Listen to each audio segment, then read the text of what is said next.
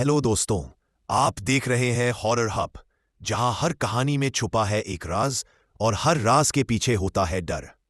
तैयार हो जाओ, आज की कहानी शुरू करते हैं।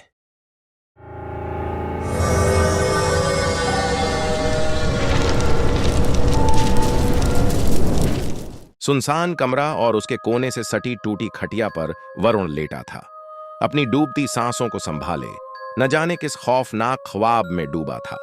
शायद वो कोई ऐसा सपना देख रहा था जिसका हकीकत से अब बस नाम मात्र का नाता बचा था। तभी अचानक उसकी आंखें खुली। माथे पर पसीना और आंखों में तैरता डर, ये सबूत थे कि उसके जहन ने किसी अनजाने और गुमनाम डर से सामना किया है। उसके होंठों पर बार बार एक ही शब्द लौट रहा था, वो पानी वाला राक्षस। उसका पूरा बदन तप रहा था, जैसे शरीर में आग लगी हो। बुखार इतना तेज था कि जैसे चमड़ी ही पिघल जाएगी। जैसे तैसे उसने खुद को संभाला और मां को जाकर सब कुछ बता दिया। मां हैरान थी। शायद वो समझ चुकी थी उसका बेटा अब हमेशा के लिए उससे दूर जाने वाला है। वो बुरी तरह डर गई, लेकिन हिम्मत बांधकर परिवार के पंडित को बुलाया। कुछ ही देर में पंडित उस कमरे में दाखिल हुआ। कमरे की जमीन पर उसका पहला कदम पड़ा और उसने तुरंत महसूस कर लिया, यहां कुछ भी सामान्य नहीं है। कोई परछाई है जो वरुण के पीछे है।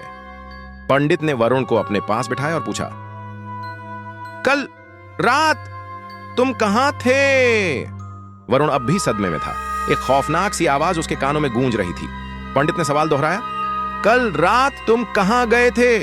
इस बार वरुण के रोंगटे खड़े हो गए। कांपती आवाज में उसने कहा, वो पानी वाला राक्षस। पंडित के चेहरे के हाव भाव बदल गए।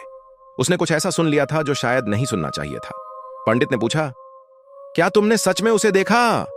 वरुण रोते हुए चिल्लाया, हां, मैंने उसे बहुत करीब से देखा।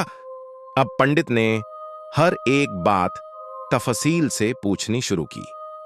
वरुण ने बताया कि वो नशे की लत में बुरी तरह डूब चुका है। जब उसकी मां रात में सो जाती है तो वो चुपके से बाहर जाकर अकेले शराब और सिगरेट पीता है। पिछली रात भी वो यही करने गया था। तभी उसने देखा लगभग 8-9 लोग हाथों में एक अर्थी उठाए जोर जोर से हंसते हुए किसी को अंतिम विदाई दे रहे थे। यह मंजर बेहद डरावना था। वरुण ने बिना सोचे उनका पीछा करना शुरू कर दिया। पीछा करते हुए वो एक सुनसान तालाब के किनारे पहुंचा। वहां पहुंचते ही वो लोग अचानक गायब हो गए। चारों तरफ अजीब सी खामोशी और घना अंधेरा था। तभी तालाब में हलचल हुई। वरुण ने पीछे मुड़कर देखा, कुछ नहीं था। उसने सोचा शायद कोई मेंढक या मछली रही होगी। उसने नजरअंदाज करते हुए जेब से सिगरेट निकाली और जैसे ही माचिस जलाई, रोशनी में उसे कुछ अजीब सा दिखाई दिया। लेकिन जब गौर से देखा, वहां कुछ नहीं था। उसने सोचा शायद ये उसके दिमाग का वहम है और सिगरेट का एक कश लिया।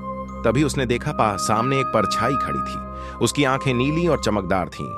हाथों के पंजे बेहद लंबे और नाखून किसी चाकू की तरह नुकीले थे। वरुण बुरी तरह घबरा गया। वो कुछ समझ पाता उससे पहले ही वो परछाई उसके बेहद करीब आ चुकी थी। वरुण की सांसें थमने लगीं। तभी उस परछाई ने अपना हाथ वरुण के सीने पर रखा और उसके नाखूनों से एक गहरा जख्म छोड़ दिया। वरुण अपनी पूरी ताकत लगाकर वहां से भागा, लेकिन जितना वो तेज भागता, वो परछाई उतनी ही तेज उसके करीब आती जाती। आखिरकार किसी तरह वो घर पहुंच गया, चादर ओढ़कर लेट गया और फिर सुबह हो गई। मां अपने बेटे की हालत सुनकर बेहद परेशान थी। उसने पंडित से पूछा, यह सब क्या है? क्या वरुण सच बोल रहा है? तब पंडित ने एक खौफनाक कहानी का खुलासा किया, जिसे सुनकर सबके रोंगटे खड़े हो गए। पंडित ने बताया कि उनके बाबा कहा करते थे कि गांव के उस पुराने तालाब में एक राक्षस का वास है। वो आने जाने वाले राहगीरों और गांव वालों को डरा डरा कर मार डालता था। फिर एक समय पूजा पाठ के बाद सब कुछ शांत हो गया। सबको लगा अब सब ठीक है। लेकिन कल रात वरुण के साथ जो हुआ, वो इस बात का सबूत है कि वो राक्षस लौट आया है। पंडित ने मां से कहा, अब वक्त है अपने बेटे को संभालने का, क्योंकि उसने उस राक्षस को अपनी आंखों से देख लिया है और जो उसे देख लेता है वो ज्यादा दिन नहीं बचता।